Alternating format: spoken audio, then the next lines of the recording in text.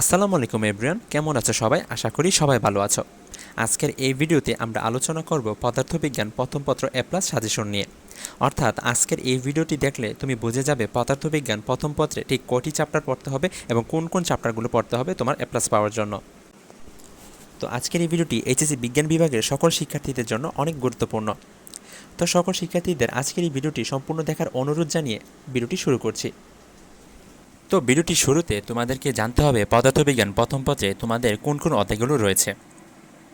যেহেতু তোমাদের full syllabus অর্থাৎ তোমাদের আগের বেচগুলোতে শর্ট সিলেবাসে অন্তর্ভুক্ত ছিল, 2021, 22, 23, 24, 25 তারা সবাই শর্ট সিলেবাসে অন্তর্ভুক্ত ছিল এবং তোমরা যেহেতু 26 বেচ তোমাদেরকে দিয়েই ফুল সিলেবাস স্টার্ট হয়েছে আবার পুনরায়।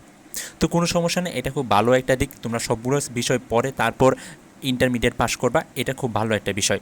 তো তোমাদের এই ফুল সিলেবাসে কোন কোন অধ্যায়গুলো রয়েছে সেগুলো আগে আমাদের জানতে হবে, তারপর আমরা এখান থেকে কোন কোন অধ্যায়গুলো পড়বো সেগুলো জানবো। তো চলো তাহলে কোন কোন অধ্যায়গুলো রয়েছে সেগুলো জেনে নেই।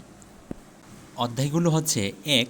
ভৌত জগৎ ও পরিমাপ, 2. ভেক্টর, 3. গতিবিদ্যা, 4. নিউটনীয় বলবিদ্যা, 5.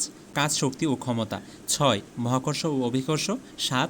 পদার্থের গাঠনিক ধর্ম, 8. পর্যায়বৃত্ত গতি, 9. তরঙ্গ এবং 10. আদর্শ গ্যাস ও গ্যাসের গতিতত্ত্ব। অর্থাৎ তোমাদের 10টা অধ্যায় রয়েছে। তো এখন কথা হচ্ছে এই 10টা চ্যাপ্টারের মধ্যে কোন চ্যাপ্টারগুলো পড়লে তোমরা পরীক্ষাতে 5টা সৃজনশীল আনসার করতে পারবে এবং পরীক্ষায় ভালো একটা নাম্বার অর্জন করতে পারবে। তো চলো তাহলে এখন আমরা কিছু অধ্যায়গুলো জেনে নিই, যে অধ্যায়গুলো পড়লে আমরা মিনিমাম 5টা সৃজনশীল আনসার করতে পারবো এবং ভালো একটা নাম্বার ক্যারি করতে পারবো। তো এখন অধ্যায়গুলো হচ্ছে 3, 4, 5, 7, 8, 10। মানে 3 হচ্ছে গতিবিদ্যা, 4 নিউটনীয় বলবিদ্যা, 5 কাজ ক্ষমতা ও শক্তি এবং 7 পদার্থের গঠন, 8 পর্যায়বৃত্ত গতি এবং 10 আদর্শ গ্যাস ও গ্যাসের গতিতত্ত্ব। আমরা এখানে 6টা চ্যাপ্টার দিয়েছি, কারণ ফুল সিলেবাসে 6টা চ্যাপ্টার পরে 5টা সৃজনশীল কমন পাওয়াও একটু কঠিন হয়ে যেতে পারে। তারপরও বলবো তুমি এই চ্যাপ্টারগুলো পড়লে অ্যাটলিস্ট তুমি 5টা সৃজনশীল কমন পেয়ে যাবা ইনশাল্লাহ। বাট তুমি যদি শর্ট সিলেবাসের অন্তর্ভুক্ত হতে তোমাদেরকে 5টা চ্যাপ্টার বা 4টা চ্যাপ্টার বললেও তোমরা 5টা সৃজনশীল আনসার করতে পারতে। বাট এখন ফুল সিলেবাসে সেটা হবে না, কারণ ফুল সিলেবাসে অধ্যায় একটু বেশি আছে এবং তোমাকে অধ্যায় একটু বেশি পড়তে হবে। আর এটা খুব ভালো বিষয়, কারণ তুমি সব কিছু জেনে তারপর তুমি ইন্টারমিডিয়েট পাস করবে, এটা খুব ভালো বিষয়। এখন আবার অনেকেই বলবে ভাইয়া ভেক্টর চ্যাপ্টারই তো দিলেন না।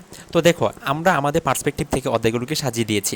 এখন তুমি যদি ভেক্টর পারো বা অন্য কোনো চ্যাপ্টার পারো, তাহলে আমাদের দেওয়া চ্যাপ্টারগুলো থেকে স্কিপ করে তুমি তোমার থেকে যে কোনো একটা চ্যাপ্টার পড়ে ফেলো। তো বিশেষ করে বলবো ভেক্টরটা পড়ে ফেলো, কারণ এবার ভেক্টর থেকে আসার সম্ভাবনা একটু বেশি। কারণ আমরা যেই জিনিসটা নিয়ে আলোচনা করেছি এবং আমরা যেই জিনিসটা উপর নির্ভর করে তোমাদেরকে অধ্যায়গুলোকে সাজিয়ে দিয়েছি, সেটা হচ্ছে শর্ট সিলেবাসের আগে যখন 19, 18, 20 সালের ফুল সিলেবাস ছিল ওই বিষয়ের উপর আমরা আমাদের অধ্যায়গুলোকে তোমাদের উপর সাজিয়ে দিয়েছি।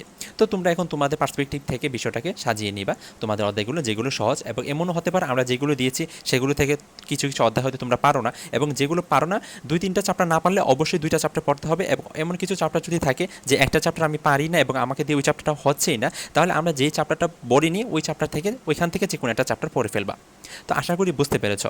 তো আশা করি ভিডিওটা তোমাদের কাছে ভালো লেগেছে। ভিডিওটা ভালো লাগলে অবশ্যই ভিডিওতে একটা লাইক করে দিও, বন্ধুদের সাথে শেয়ার করে দিও এবং পরবর্তীতে কী নিয়ে ভিডিও চাও তা অবশ্যই কমেন্ট বক্সে জানাতে পারো। তো দেখা হবে পরবর্তী ভিডিওতে। ভালো থেকো সবাই, আল্লাহ হাফেজ।